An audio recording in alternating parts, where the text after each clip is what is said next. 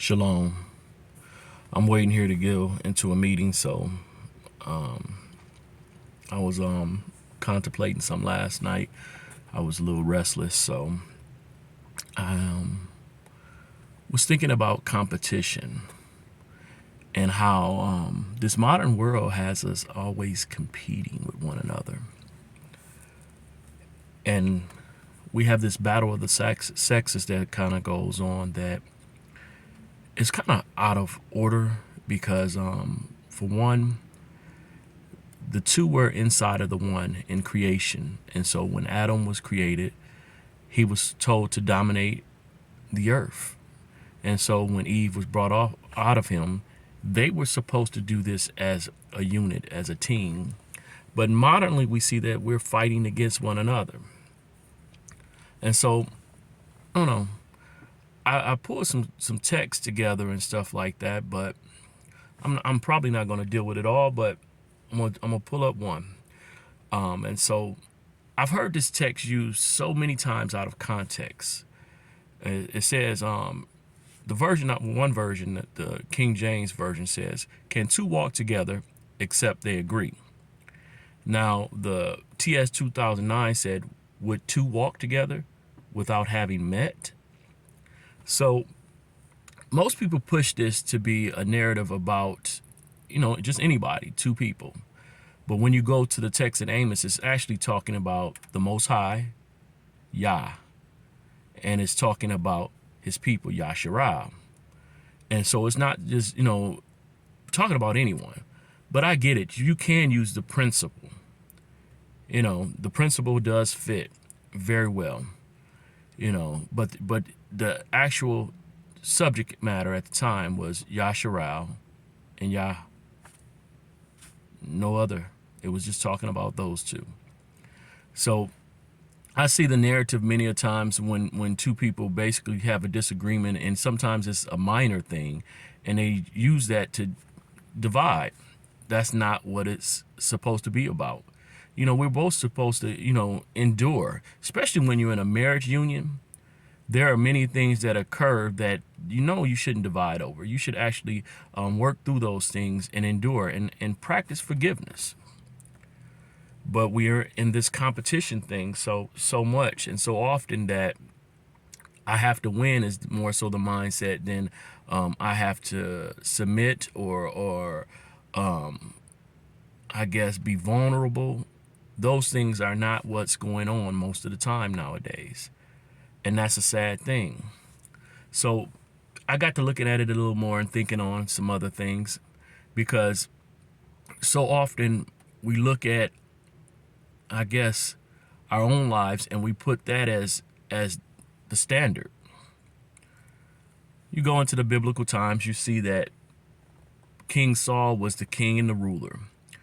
He was the one doing all of the battling that was getting all the accolades. And then all of a sudden, here come Dawid, the one who Yah had anointed to be the next king. See, Saul had stepped out of order, and so David was loyal to Saul. But Saul did not see him as a servant, or he seen him as basically a threat and his replacement. And so with that, he often tried to kill David. His own son befriended David, but that didn't mean anything. He wanted to kill David. His son protected and saved David many times. His son even basically kind of died in the act of protecting David. And we're going out for his father and stuff. It just so much with that whole story. But this whole competition thing, when I look at sports and things like that, I don't think there's anything wrong with women going into that. But I think it's a spirit that develops when you're into competition and stuff like that, even on men. And so I'm not a woman, so I can't really speak to that side to the fullness and stuff. Maybe a woman can, speak on it. But I've had situations where I know I'm supposed to be the head of the household, but I was combated with my spouse. No, this was in my first marriage. And I know that sometimes bothers people that I bring that up, but it's like it's for teaching. That situation is done, and I've got 20 years of marriage with my current wife, and there are many things that I know that she's better than me in, but there's no competition. Those things are used to help our home meet whatever need and every responsibility or every role that we're supposed to partake in. I'm the one that he placed his head. He didn't place me in head because I'm the best suited, but the order, I'm the man. You know, and I guess some people see that as misogynist, and they don't agree with that. They don't agree with the patriarchy. But Yah himself is a father. He believes in order. So I want to read a little something. This narrative here that I'm about to read kind of deals with a situation with Yah and his authority. Now, the way I've always been taught it or whatever is saying that this is Hasatan, but I'm gonna just use the language that's right here, and I'm gonna go with what's here. Okay. All right. All right. I'm gonna go here to Yeshayah 14 through 17.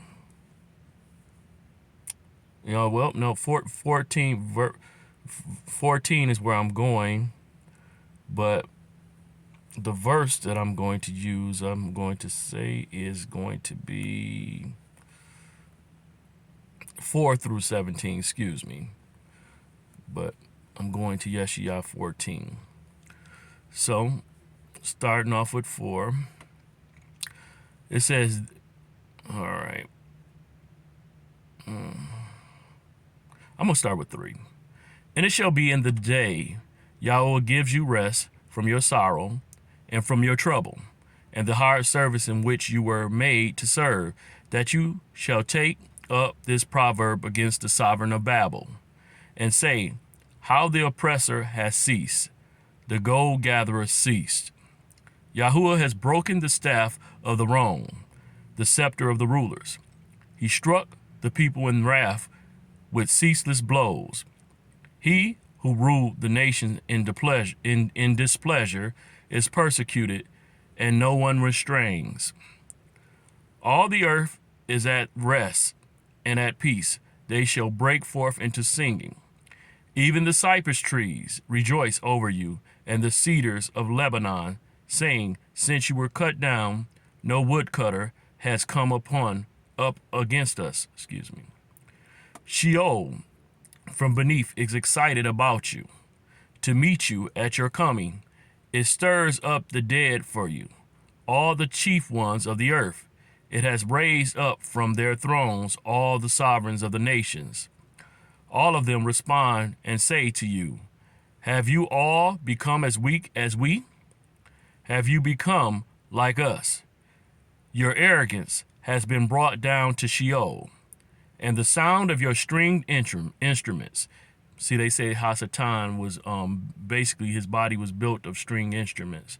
He was musical and beautiful, supposedly. The maggot is spread under you, and worms cover you. How you have fallen from heavens, O Hallel, son of the morning. See, son of the morning. You have been cut down to the ground. You have laid low the nations. For you have said in your heart, let me go up to the heavens. Let me raise my throne above the stars of El, or of Yah. And let me sit in the mount of the appointed, the mount of appointment on the sides of the north. Let me go up above the heights of the clouds. Let me be like the Most High. So many narratives has it said, excuse me about that light, but many narratives have said that basically Hasatan challenged Yah and basically was cast down to earth, or cast down from that. He was struck down. I've read so many different stories outside of the Bible talking about this. Basically, he challenged him. But he was his anointed cherub, they said. So he was supposed to be on his team. Yeah, they were competing or dominating Earth or dominating the world or dominating all existence together. But of course, the order, Yah, comes first. And he would have Hasatan or Lucifer or Hillel, whatever you want to call him, working for him. But this being decided that he wanted to compete and actually dominate Yah. And thus, they couldn't walk together no more. That would not work. Now, even to this day, Hasatan is still obedient to Yah, but he was put under subjection. And he lost his place in authority. He was in authority as long as he operated and walked together with Yah. Now he must do it basically almost as a slave or a servant. He's working. He's obedient still. But his disobedience is what lost him his right to salvation, or not salvation, but eternal life, serving Yah. He wanted to rule over. And this is what, the narrative is. And so, this competition, it's nothing wrong with competition, but it's a spirit about it. Okay, the word Nike, victory. When you look up the actual goddess of Nike, you'll find out that Nike was willing to do any unscrupulous thing to gain an edge or to gain victory. Sounds a little bit like Hasatan to me. And we should not be operating in that type of vein. We should not move like that. But yet, there are many of us who move like that. We don't respect order. We don't respect how things are set up. We want to walk against the grain. And there goes that principle. Yes, it was dealing with, the actual text was dealing with Yasharal and dealing with Yah. But we have people that, basically they will walk with us as long as they get a benefit. And then their whole plan is to go another way. They can't come with us to gain connections, gain approvals. And once they gain everything that they desire, now what do?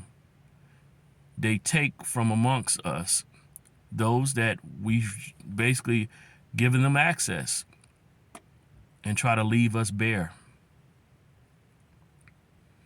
They compete with us instead of working with us, instead of helping us meet. This happens in relationship between men and men, man and woman, because people don't know how to respect order. They don't know how to respect authority. Me, myself, I believe that one should be able to correct anyone that's in error, but there's a proper etiquette to doing so. I'm guilty myself of not always knowing the proper etiquette, but knowing that there is a need for something to be corrected. It'd be nice, now that I'm a leader though, I'm trying to train up mine under me in how to do things properly and with respect, but it'd be nice if those with greater authority than me would sometimes show people how to properly address them, because the top authority is always Yah. He's never wrong, but me and I. So we need to learn how to address situations properly and be respectful so that things can really change and have a benefit for the kingdom of Yah and not for a person, not for a church. I even don't like that term. Not for a body, not for a gathering or assembly. All right. Got to get into this meeting. Shalom and hallelujah. Hallelujah.